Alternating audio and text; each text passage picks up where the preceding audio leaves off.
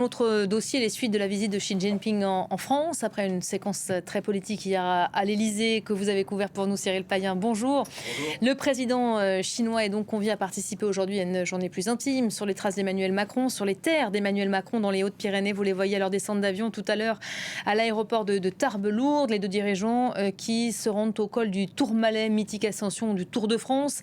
C'est leur deuxième et dernière journée pour une escapade, dit-on, du côté de l'Elysée personnelle, censée permettre un dialogue plus direct sur la guerre en Ukraine ou les désaccords commerciaux. Le président français s'est même lancé hier lyrique. Nos montagnes françaises, j'espère qu'elles continueront de nous inspirer. Cyril, séquence plus intime en coulisses côté français, on dit espérer que ça va permettre d'avancer un peu plus. On rêve ou pas ?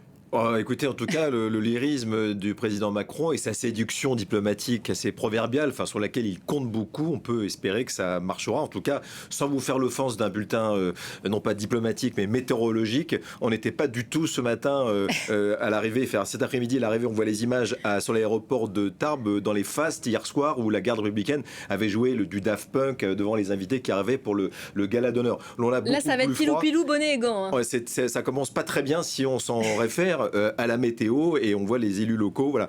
Bon, maintenant, il est vrai qu'on peut espérer un peu ou beaucoup de cette phase plus intime. Vous l'avez dit, ce sont les propres éléments de langage de l'Élysée. Après cette journée où on a essayé de se dire les choses assez franchement, les détracteurs diront du président Macron et notamment sur la question chinoise. Je rappelle que le président Xi Jinping était là déjà en 2019 en promettant un peu les mêmes choses. Rien n'a vraiment bougé. Là, on est dans un contexte différent avec une concurrence commerciale extrêmement importante, une opposition de plus en plus frontale entre Washington et Pékin.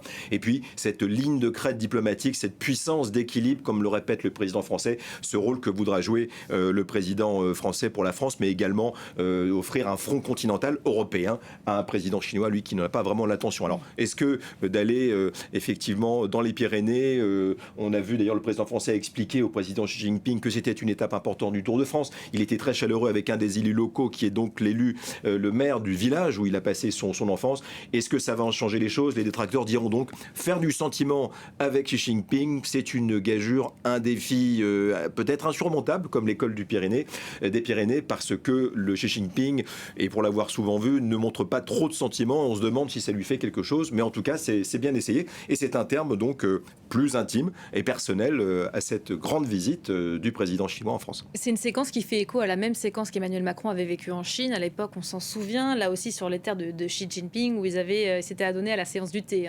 Effectivement, c'est un peu une habitude, si vous voulez, rien vraiment d'exceptionnel. Jacques Chirac aussi avait emmené en Vendée un des prédécesseurs de Xi Jinping. C'est une sorte de protocole intime quand on veut faire un petit plus, après les invalides et les grandes pompes qu'on a vécues hier, un petit plus, un peu plus personnel pour tenter de parler en tête-à-tête avec un dirigeant. Mais avec le Chinois, on peut espérer que ça sera un peu plus compliqué.